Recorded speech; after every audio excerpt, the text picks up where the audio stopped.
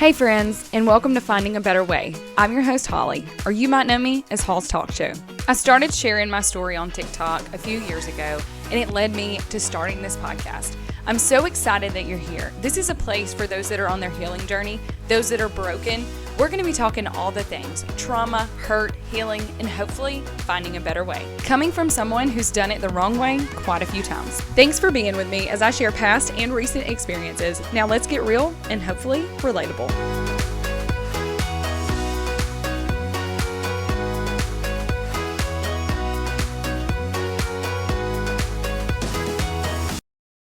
Hello and welcome back. If you're watching on YouTube, I am sorry, not sorry, because your girl did not put makeup on for this. Okay. We straight out the bed with a clip. When I turn to the side, it looks like okay. But listen, if you're listening, then it doesn't even matter. Okay. Plus, you don't see me talking with my hands, which is probably going to be like a lot today because I have fake nails on. But anyways, today's going to be like a good Yapp sesh. So, we've had our FaceTime episodes. This is kind of going to be one of those just because I have a few things that I want to talk about and I feel like it's going to be all over the place. So if you're not in the mood for a FaceTime, just go ahead and end the call now. If you're still here, then you're wanting to yap or hear me yap anyway. So we're going to kind of yap together. Raise your hand if you have children. Okay. Raise your hand if you have been personally victimized by your children.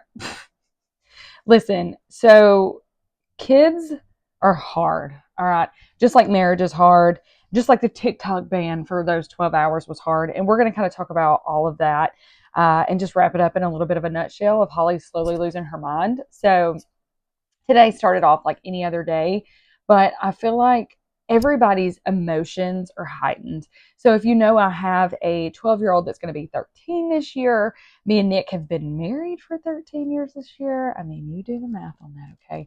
Which is also, I feel like, another role that takes place in our marriage that we just really don't take into consideration enough. I feel like we don't give enough credit to the fact that we got married so young and we had kids as soon as we got married. And sometimes we are so quick to get so easily frustrated with each other. And same thing with my kids, man. Like I said, my oldest is about to be 13. Well, not about to be. Literally, she doesn't turn 13 until October. But the fact that I'm going to have a 13-year-old this year is kind of just blowing my mind a little bit. We're definitely kind of rolling with the punches of that, okay? Also, my children have very different personalities. So my 12-year-old is very kind and soft-spoken and not really aggressive in any way, shape, or form. And I say that because she's playing basketball right now. And it looks like someone, I mean, she is good. She is good, don't get me wrong, but she's just not aggressive enough for the sport, I feel like. But now my 6-year-old, oh my gosh, my 6-year-old will go toe to toe with a grown man and have zero remorse, okay? And we like to say that our oldest kid is Nick and our youngest child is me, just because it's like the perfect oh my gosh, between needing to clear my throat and how this morning has started off already. I don't even know. So technically this episode should have posted today, this morning. So I'm recording it on Monday. It's going to be posted on Tuesday, but it's been just a busy couple of weeks and we'll kind of talk about that a little bit, just about everything. If you follow me on social media, you're going to know everything. But just to kind of give you a backstory and tell you where I'm at mentally and also tell you some of the conversations that I've had through text messages with some friends. But back to the kids, y'all, it's so hard to parent and people don't talk about this enough, right? Parenting is not easy. And I'm saying that as someone that got pregnant at 17 and had her daughter at 18 and then was married and graduated high school, like all within the same month of each other. And so I don't know, maybe if you're married for 10 years and then have kids, or maybe if you're in your late 30s and then decide to have kids, maybe things are a little bit different. But for us, parenting has just been kind of hard and it's just been trial and error. And I feel like it's because of also the different parenting styles that me and Nick had growing up. Like most of you know, if you've been here for a while, that my dad raised me and my brother. He was a solo parent for a while. He has been married a few times, so I've had some different stepmoms, but he was pretty much solo parenting, even some of the times that he was married. And that is no knocks at some of my past stepmoms, okay? It's just it was it was a different time, right? A lot of times back then when you got married and you had these children that weren't yours, it was okay, I'm going to parent my kids and you parent your kids because people didn't talk about it. So you had no idea that, hey, maybe if we done this together and we like done the same things and parented, it would, anyways. I'm not here to judge, okay? But that's kind of what we grew up with. And then Nick was raised by his aunt and uncle. And now Nick's story is not my story to tell, so that I'm going to leave it at that. And if you guys want to hear more about that, if you want to drop some comments on YouTube or send some text to the podcast, I can talk about it and see if Nick is ready to have that conversation. But either way, we both had very different parenting styles. So we parent very differently. We started parenting very young in life. And now it's still just kind of trial and error. Like we're trying to figure this out as we go. And I feel like that's not always necessarily the best way to do it. Maybe it is, I don't know. But we're running into some hurdles where we see things so differently, and we know that the kids need different types of attention. They need different styles of like getting in trouble, and it is so hard to navigate that. And I wouldn't say that we're necessarily like gentle parents or we're not. We are gentle parents. Nobody calls CPS on me. We don't spank and stuff like that, which is so crazy because we did with my first kid, with our first kid, and now we just do things so differently. But now that second one is a hellion, and we're like, is it because we don't implement like spanking and things like that? Also, we just have good kids. Like, praise the Lord for that. Okay, because we just have good kids, but we're figuring it out. And my oldest is about to start her period, and that's like a whole nother ball game. She's like, I'm cramping, and I'm like, no, because I don't know, but it also kind of helps me a little bit be like, okay, so this is why she's been so all over the place and so hormonal, because she has been her body's changing. And we went through this period, I would say from 10 to now, where we butted heads so much. And I couldn't decide if it's because we were so much alike or if it's because we were so different. But I didn't have a relationship with a woman, like a mother figure, like she has in her life. So I also don't know how to navigate that relationship. Like, am I her friend? Do I, what do I do? Do I try to correct the attitude, or do I put myself in her shoes and try to understand, okay, she's in middle school. This is hard. All of her friends are starting. All of her friends are mad at her one day and they're not mad at her the next. She's got a little quote, quote, I'm air quoting if you're watching on YouTube, boyfriend.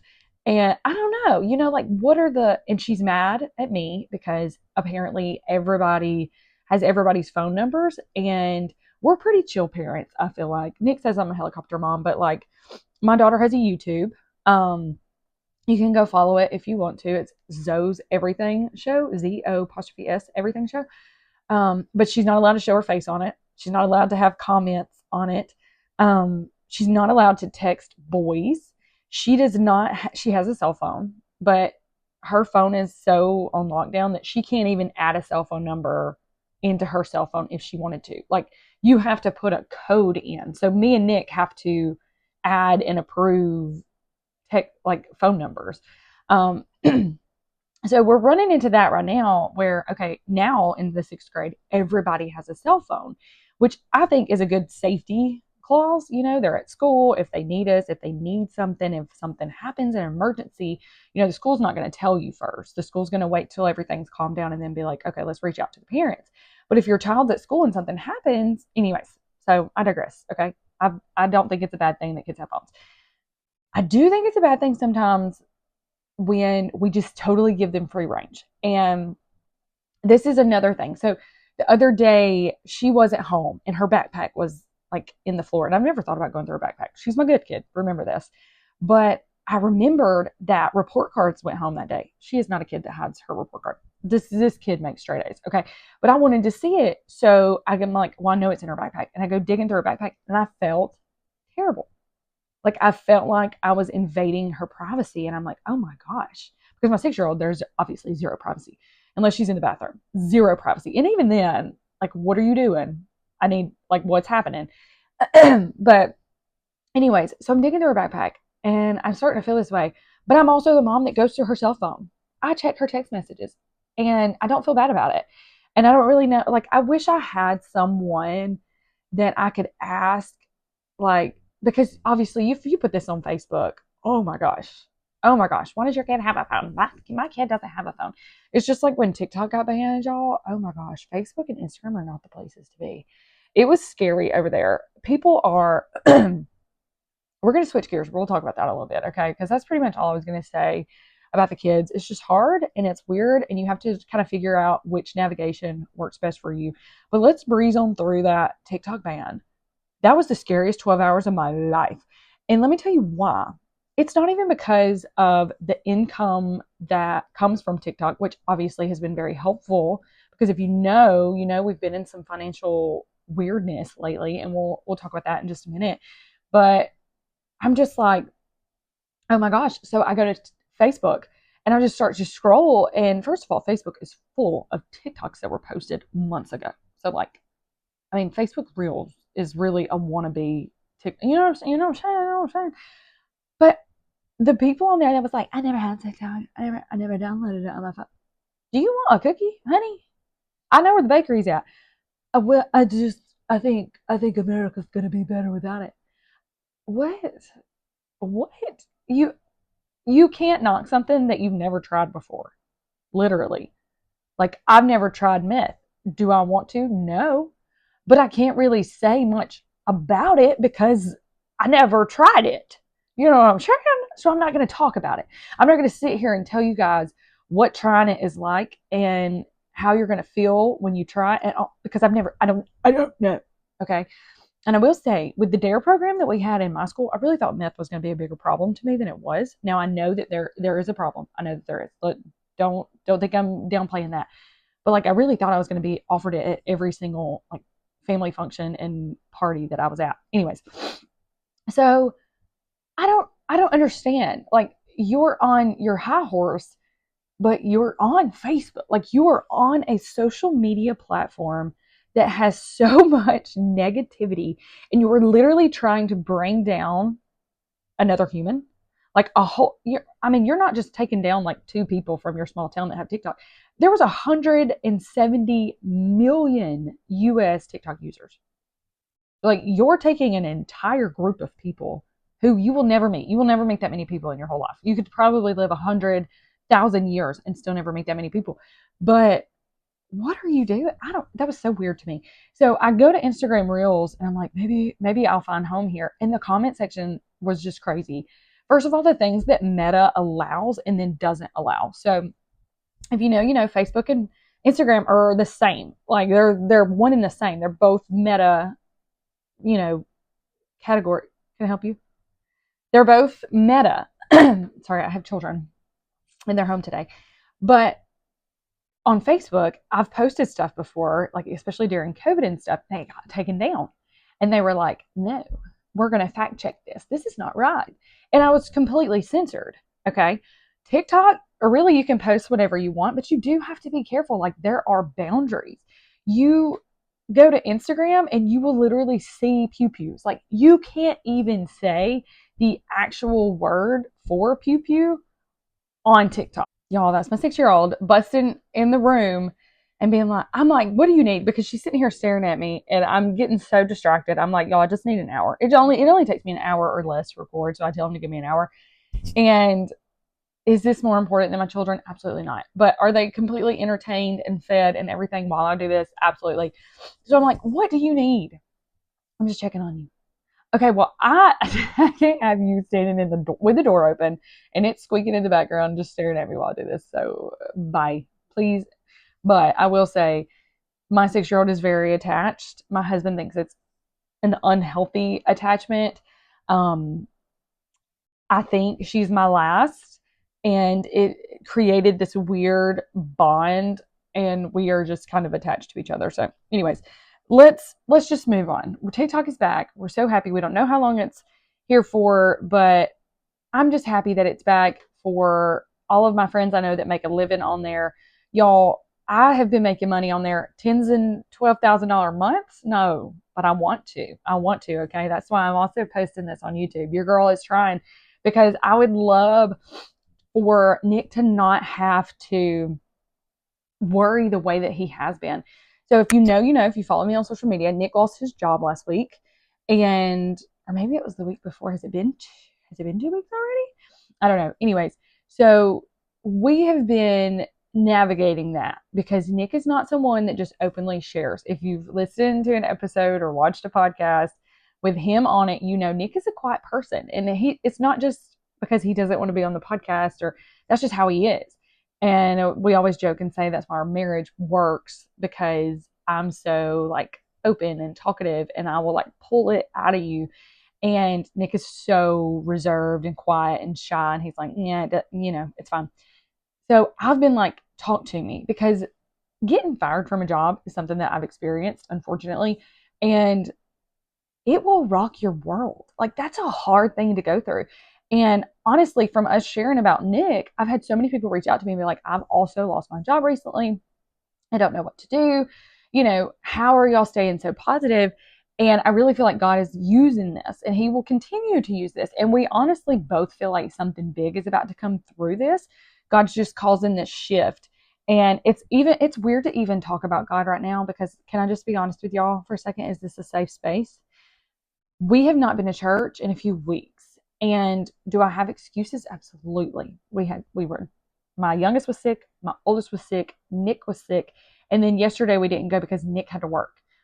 I'm paying for that today because I didn't even read my Bible or anything, and I feel so icky. I feel like this I can't explain it. This weird sense of anxiety almost, and like a little spark of very overwhelmed and overstimulated, and it's pouring out. Like Nick just left. He's been working odds and end jobs, and he just left to go work, and I wouldn't even kiss him bye, and I don't do that. And like I said, we never fight. But there's just this weirdness of, I know how he feels right now because I've been there. And he might feel worse or he might feel better than I did. Either way, he feels something, and he won't tell me what that is. And I have to remember that I'm not his therapist, and I'm his partner. And that's when marriage gets real hard, is when you have to realize your partner's boundaries, and how the fact of just because they're respecting their own boundaries does not mean that it is intentionally meant to hurt or bother you. Okay.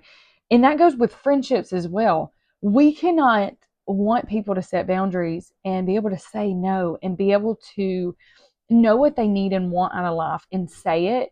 And then when they do that, or when they say something to like that point, we can't be like, whoa, whoa. Now, I meant to set boundaries, but not set boundaries with me. I meant for you to speak your mind, but not speak your mind with me. And I'm completely a hypocrite, because just a few minutes ago, like, I was so frustrated with Nick, and I don't even remember what it was about. I think it's just about him leaving, because right now he's going to help his dad. And that is a whole nother story for a whole nother time. But he's not going to get paid for this. And I think I just miss him, because he has been working these odds and end jobs, and he's just not ever here. And he just hurt himself again. You guys know he had cut his finger the last time he was on here, and he smashed his finger the other day at another job. And it was like smashed it. Like, it's bad, worse than his thumb was on the same freaking hand. And I'm just like, you need to stay home and chill and hang out. And he just went. And I get mad, and I was like, I said some turd words. Okay, I'm not gonna lie. I am working on my vocabulary, but I said some things, and Nick was like such a butthole about it. And his dad literally, this is me telling Nick's business. Sorry, Nick. Good thing he don't listen anymore. His dad literally called him this morning and was calling him like a lazy sackish, and was like dog cussing him on the phone. But Nick's like, that's just who he is. He's just messing around. But then when I do it or something similar, I don't know, you know what I mean? But I know that I was just projecting because I was frustrated. I wanted him to stay home. I wanted him to tell his dad no. I wanted him to set boundaries. And what he decided to do was, instead of just moping around with me all day, or potentially having to be on the podcast again, he goes and does something that kind of takes his mind off of everything and sets his own boundaries. And in the moment, we can't see that. We feel like we're getting rejected. We feel like we are we take it personal. We take it personal. We take other people's boundaries personal, which is something that I was doing in friendships a really long time ago. And I really think it was the demise of those friendships because I had unrealistic expectations on them. And I think that they had too harsh of boundaries on me. And when you put really harsh boundaries on someone and you don't explain it to them or tell them, then really there's no friendship or relationship anyways, because you don't actually respect that person enough to tell them kind of, hey, this is my mindset, I can't talk about this, or I need you to not text me at 5 o'clock in the morning. Like me and my friend Grace, we have this full understanding that when I text her at 5 o'clock in the morning, I will not get a response till 3 o'clock in the afternoon. And when she texts me at 10 o'clock at night, she won't get a response from me at 5 o'clock in the morning. Like, we know that has been spoken. Before it was, though, I was like, well, dude, why do you, like, you wait 7 hours to text me back if you don't even have to bother texting me back? And she'll be like, dude, I'm not a morning person. We are balls to the wall in the morning, and I don't get to check my phone until my lunch. You know what I mean? So communication and unrealistic expectations and boundaries in place, all of these things can make or break relationships, marriages, things like that. Listen, your husband is not your biggest enemy. I mean, unless he is. Listen, I know some people have some things going on, okay? But if your marriage is good and you want it to succeed and you're working towards that, or if you have a friendship that you've had since you were 10 and you know that it's what God is wanting, like, you know, you're supposed to be friends with that person, you feel it in your heart, you know that they're your people, then they're not your biggest enemy. Honestly, your biggest enemy is Satan, the enemy. I'm just kidding. I mean, not really. Obviously, I do think that he plants all of this stuff. But your biggest enemy is your lack of communication, your lack of setting boundaries and then sticking to them and explaining to your friends what they are. I mean, it all boils back to lack of communication. And so much of what we go through, if we just talked about it, we could get through it. And that's like this morning with Nick leaving like that. I'm so frustrated in myself. And I literally texted him and I was like, because I just can't let it go. I said, I would give anything for you to give me the same amount of grace that you give everybody else. Why am I telling you guys that? Well, it's because we need to be like this with everybody that we love and care about. We can be feeling like the worst that we feel, and we take it out on our kids, right? Or we take it out on our husband, or we say screw you to our best friend, or we post some kind of whatever on social media to like a dig at somebody. But then we go to the grocery store. We feel so, like our mental health is nothing right now. We are very close to an episode. We're not doing well. We're going ahead and grabbing the grippy socks out of the drawer. And we go to Walmart and we see somebody we went to school with, or we see our neighbor, and they speak to us. And literally, it makes us want to curl into a little tiny ball and just get kicked across the Walmart floor, right? But what do? We put a smile on our face and we're like, it's okay. But we can't do that with the people that we love the most. And the reason is you are able to be more yourself and show more of yourself with people that you love and care about. With that, though, comes the issue of it. That is what allows us to show grace to others, but sometimes we can't show it to the ones that we need to show it to the most. Those people that get our short fuses all the time. And that's why communication is so important. That's like when I see Nick, I plan on telling him that I'm just overwhelmed. I'm overwhelmed with the fact that he's got job offers. He's gotten turned down for some jobs. The fact that I'm still not over him losing his job. And I'm not mad at him. And I don't feel any type of way towards him. But I'm so frustrated with the company. Because I'm like, you really, I know, excuse me, I know that they don't care. But they really threw us for a loop. Like, Nick's hours, we had insurance was completely covered. Where Nick's working at right now, kind of like full/part-time, is just a little middle job, but the insurance is $1,200 a month, and we're used to free insurance.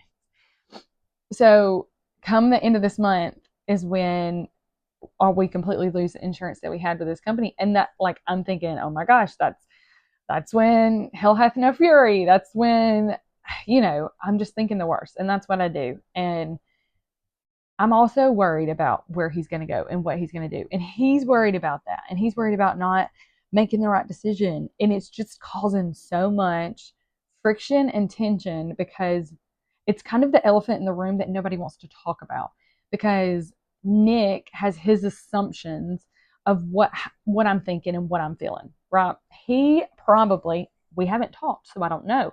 But from past experience, like me have gone through losing a job, I thought to myself, I'm not worthy. He sees that.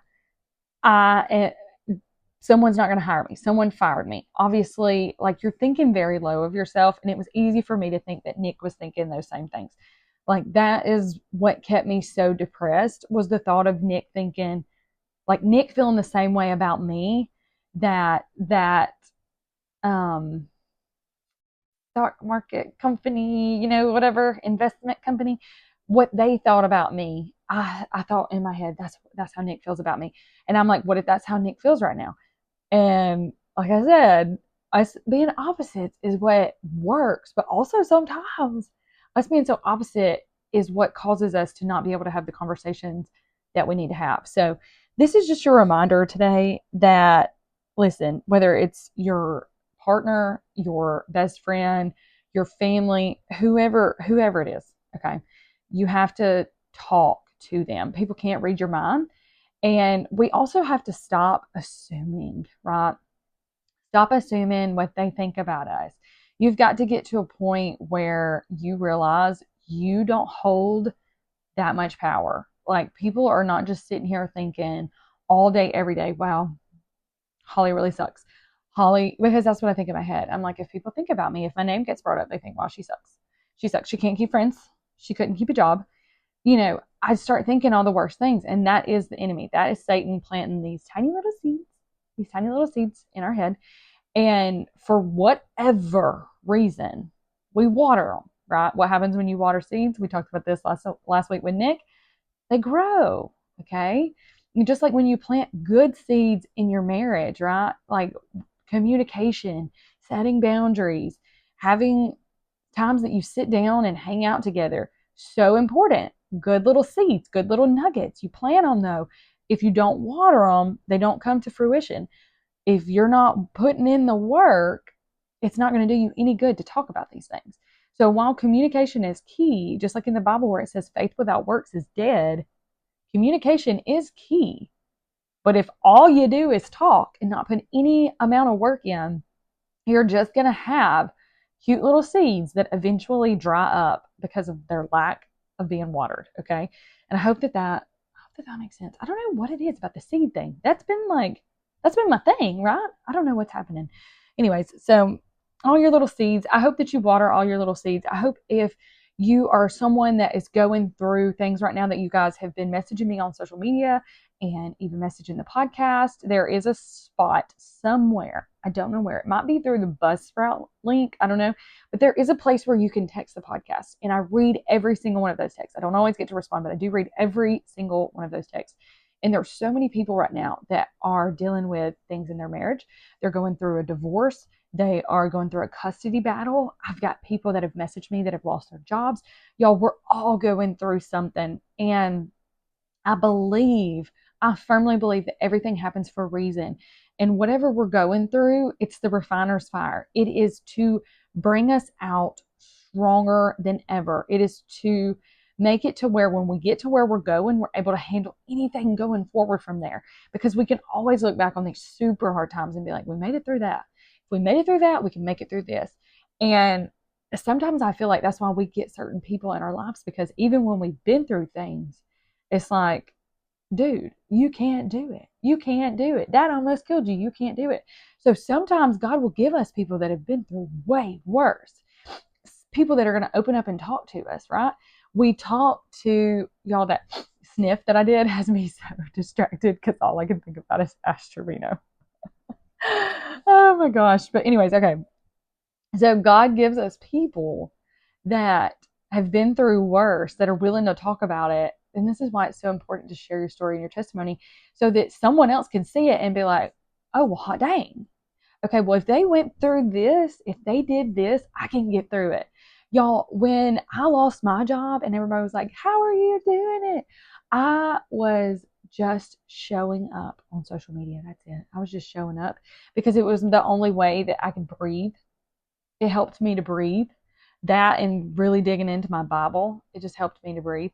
But I was struggling. We were struggling. I completely maxed out a $20,000 credit card paying my mortgage. I put my mortgage on that credit card. And until when I got a new job, we had to refinance Nick's truck to pay that off, to which we then maxed that card out again because life. And we just kept going and kept trusting God. And guess what? He made a way every single time. He made a way when there was no way. He made a way when it didn't make sense. We had groceries when what? We had our lights on when what? We had this roof. We kept this roof over our head when I was having to take a cash advance off of my Discover credit card to make this mortgage payment. But God, because who has a $20,000, which I realized the last time I talked about that, people were like, mine's way more than that. But who has a $20,000 credit limit? Anyways, so it might not be the best way, the cleanest way, the less messy way, okay? But there is a way. And you just have to keep pushing forward. And we have to keep sharing these stories and these things that are hard to share. And I feel like that's another reason we have social media is so that we can bring people together. And that's what I love so much about TikTok is it just unites so many people from so many different backgrounds. And can it tear us apart? Yes. But dude, I remember when I was in school before there was social media getting torn apart. Like, people act like social media brought all the drama. Like, if people are like, oh, to go back in a world where we didn't have cell phones, there was still drama. There was still family drama. People were still losing their jobs. People were still having affairs. We just didn't hear about it and we weren't able to talk about it. It is just like what I was talking about when we first started talking earlier about my dad and my previous stepmoms and how they chose to just, your kids, my kids. And who knows? If they would have heard a blended podcast of this is how we merged our families together, this is kind of how we navigate this, they might not have listened, but they might have, and they might still be together today. Who knows? And I'm not saying that that's what my dad wants or anything, but I'm just saying the more that we talk about it and the more that we share our story, the more people that we can help. And that's why I feel like God put me on this earth. And that's why I feel like I have the testimony that I have. And hopefully one day I get to share it. It's not going to be pretty. And I think my biggest dilemma right now is what do I share? Like, do I share abandonment from childhood? Do I share the fact that I was raped when I was a teenager? Do I share the fact that I was looking for love in all the wrong places? Do I share the fact that I got pregnant when I was 17? Do I share the fact that I stepped out of my marriage a few years in? I mean, what do I share? And that's my problem right now. And that's why I haven't shared it just yet. But also with this podcast, I want it to grow this year. I'm claiming right now, it's January the 20th, 2025.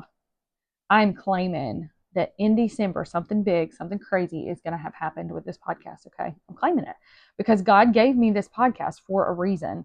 And another goal that I have is to get more guests on. You guys already have a few guests lined up. We're just trying to kind of make our schedules work, but I'm super excited.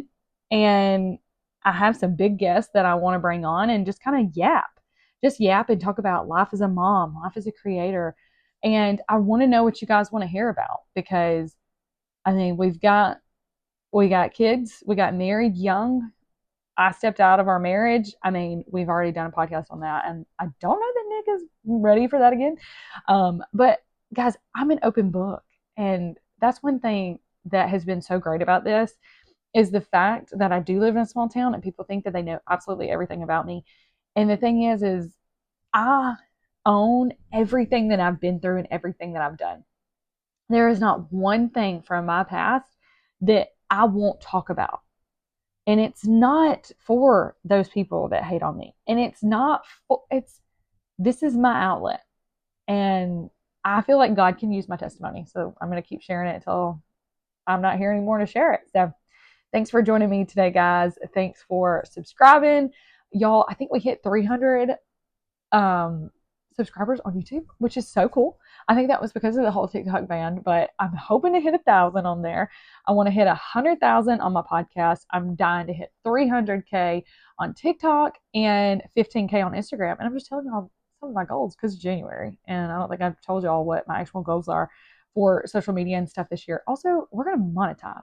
That's what we're going to do. We're going to learn how to monetize. And then once I learn how to do it and I start doing it, I'm going to share how to do it with you guys for free. Okay. We're going to teach you how to do that. So if you're not already, go like and subscribe to the podcast. Go subscribe on YouTube. Go follow us on social media. You guys know all my socials are Halls Talk Show, HOLSTOKSHOW. And I can't wait to see you next week.